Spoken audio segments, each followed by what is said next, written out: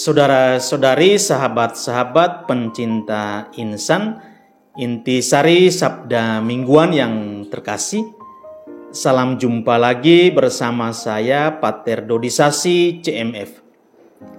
Saya hadir di hadapan kalian untuk membawa intisari Sabda Mingguan yang akan diambil dari bacaan Injil yang dibacakan pada hari Minggu biasa yang ke-19. Injil Yohanes bab 6 ayat 41 sampai 51. Pada hari Minggu biasa ke-19 ini, bacaan-bacaan suci, khususnya dari Injil Yohanes, menampilkan khotbah Yesus tentang roti hidup, yang adalah dirinya sendiri dan yang juga merupakan sakramen Ekaristi. Perikop Injil hari ini, Injil Yohanes bab 6 ayat 41 sampai 51, menyajikan bagian terakhir dari khotbah tersebut dan melaporkan bahwa beberapa orang di antara orang banyak yang merasa heran karena Yesus berkata, "Akulah roti hidup yang telah turun dari surga. Barang siapa makan dari roti ini, ia akan hidup selama-lamanya." Rasa heran para pendengar ini rupanya dapat dimengerti. Yesus sebenarnya menggunakan gaya khas para nabi untuk memancing pertanyaan dalam diri orang-orang dan juga dalam diri kita, dan pada akhirnya memancing sebuah keputusan. Pertama-tama pertanyaan, apa yang dimaksud dengan makan dari roti, dan roti yang kuberikan adalah dagingku? Apakah ini hanya sebuah gambaran, kiasan, simbol, atau apakah ini menunjukkan sesuatu yang real, sesuatu yang nyata? Untuk menjawabnya, saudara-saudariku, kita harus menebak-nebak apa yang ada di dalam hati Yesus ketika ia memecah-mecahkan roti untuk orang banyak yang lapar. Mengetahui bahwa dia harus mati di kayu salib bagi kita, Yesus mengidentifikasikan dirinya dengan roti yang dipecahkan dan dibagikan. Dan itu menjadi tanda pengorbanan yang menantinya. Proses ini mencapai puncaknya pada perjamuan malam terakhir, di mana roti dan anggur benar-benar menjadi tubuh dan darahnya. Hidup Yesus diambil, diberkati, dipecahkan, dan dibagikan. Inilah Ekaristi, di mana Yesus meninggalkan kita sebuah kredo khusus, agar kita dapat menjadi satu dengannya. Karena Yesus sendiri berkata, "Akulah roti hidup yang telah turun dari surga.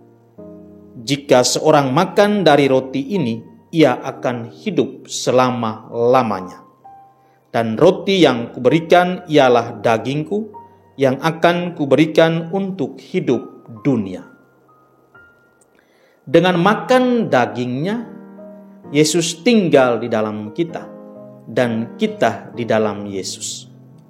Dengan memakannya, kita menjadi serupa dengan Dia. Tetapi hal ini membutuhkan jawaban ya dari kita, ketaatan iman dari kita. Saudara-saudariku pencinta insan yang terkasih, kadang-kadang orang mendengar tentang Misa Kudus, ada yang keberatan dan bersungut-sungut. Bahkan kadang kita pun demikian. Kita bersungut-sungut, tetapi untuk apa misa itu? Untuk apa perayaan Ekaristi itu?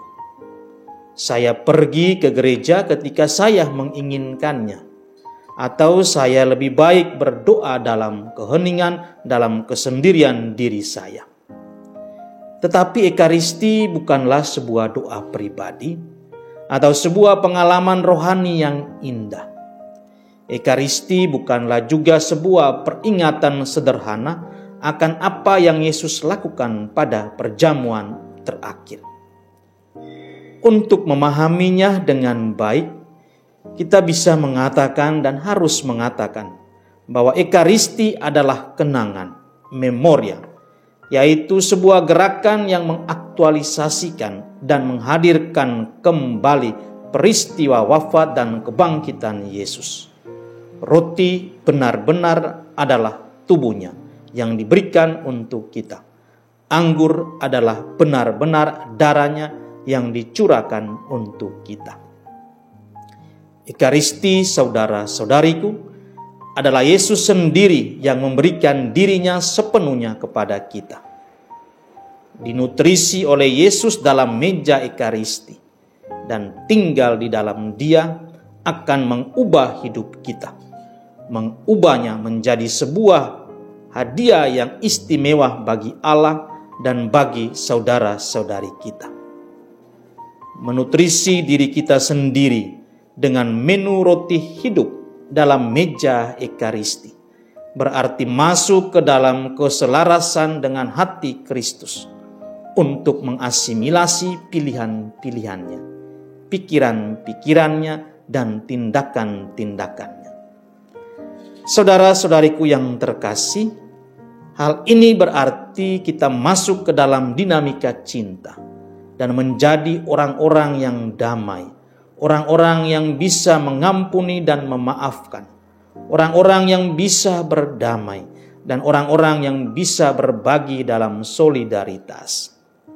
Mari sebagai orang-orang yang merasa lapar akan Allah, kita biarkan diri kita dinutrisi oleh roti hidup dalam meja Ekaristi itu. Seperti roti Ekaristi yang diambil, diberkati, diucap syukur, dipecahkan dan dibagikan, kita pun diundang untuk menjadikan hidup kita hidup yang ekaristis, hidup yang juga diambil, hidup yang juga diberkati, dipecahkan dan dibagi-bagikan. Saudara-saudariku pencinta insan yang terkasih dalam Kristus, Yesus dalam bacaan Injil tadi mengakhiri khotbahnya dengan kata-kata ini. Barang siapa makan roti ini, ia akan hidup selama-lamanya. Hidup dalam persekutuan yang nyata dengan Yesus di bumi kini mengantisipasi hidup abadi kita kelak. Surga itu dimulai tepat di dalam persekutuan kita dengan Yesus. Dan tidak ada waktu lain yang lebih Kristiani, tidak ada waktu lain yang lebih Katolik daripada saat kita berada dalam Ekaristi, berada dalam persekutuan dengan Yesus. Karena pada saat itu kita semua adalah apa yang Allah kehendaki. Kita semua menjadi seperti apa yang kita makan dan minum dari meja Ekaristi itu sendiri. Saudara-saudariku terkasih, marilah kita jadikan hidup kita hidup yang ekaristis, hidup yang diambil, hidup yang diberkati, hidup yang dipecahkan, dan hidup yang kemudian dibagi-bagikan. Semoga Tuhan memberkati kita.